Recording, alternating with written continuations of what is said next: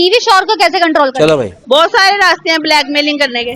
ये तो राज की बातें है ना, मीडिया पे थोड़ी बताते हैं। मैं शुरू से ही दमदार रही हूँ और दमदारी मेरी माँ ने मुझे पैदा किया। सास के ऊपर इतना टाइम लगाया जाए, अपना टाइम वेस्ट करने वाली बात है। अपनी जिंदगी एंजॉय करो। कि औरत का लगा हुआ हाथ जल्दी बोल, फिर वो पकड़ भी नहीं सकता। बीवी शौहर को कैसे कंट्रोल कर? चलो भाई, बहुत सारे रास्ते हैं ब्लैकमेलिंग करने के।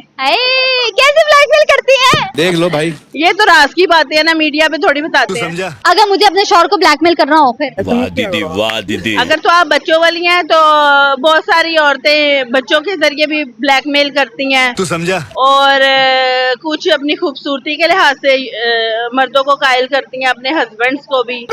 और इस तरह के टोटके हैं जो औरतें लड़ाती हैं।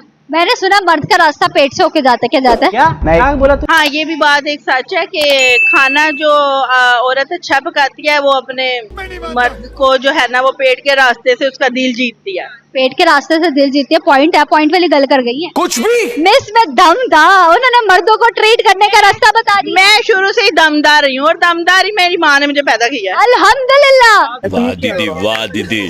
तो मैं क्या सास को भी सीधा किया जा सकता है? नहीं, औरत जो एक बहू है और जो सास है वो दोनों ही टेढ़ी पसली से पैदा हुई है, तो कौन किसको सीधा करेगा?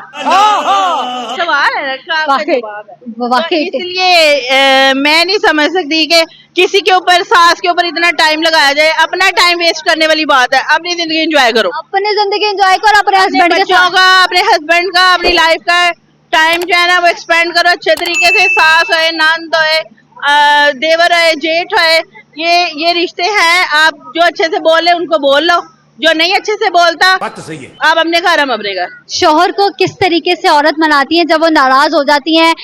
आप उनके लिए क्या करती हैं अपने हस्बैंड? Good question. मैं तो कुछ नहीं करती, मैं ढील दे देती हूँ। ठीक है, खुद ही मान जाएंगे। कभी माने? कैसे मानते हैं? फिर खुद ही आते हैं। आना तो घर ही है, कहाँ जाना है?